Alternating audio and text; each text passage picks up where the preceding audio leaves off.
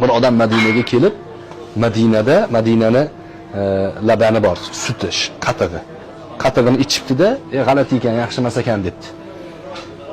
Keyin uxlagan tush ko'rgan. Tushida payg'ambar alayhissalatu vassalom kirganlar. Ey falonchi, tur o'rningdan.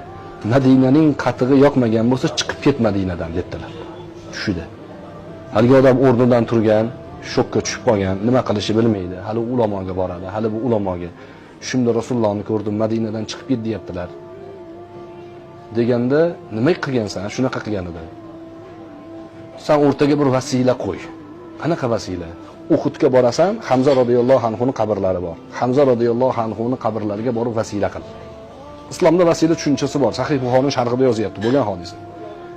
Bordi deydi odamni, vasila qildi, keyin uxladi. Tushida Hamza radhiyallohu anhu kirdilar. Aytgan ekanlarki, ey falonchi, sen tezroq Madinadan chiqib ket. Madinani qatig'i yoqmayotgan bo'lsa, o'zingni uyingda ichasan qatig'ingni. Madinada agar yana yuraversang, munofiq bo'lib qolish ehtimoling bor. Chiqib ket dedi deydi. Dod deb bu odam ketgan deydi. Madinaning hech bitta narsasini yoqmadi deb bo'lmaydi. Hajga borgan, ibodatga borgan odam uni havosini, tuprog'ini yoqmadi deb bo'lmaydi.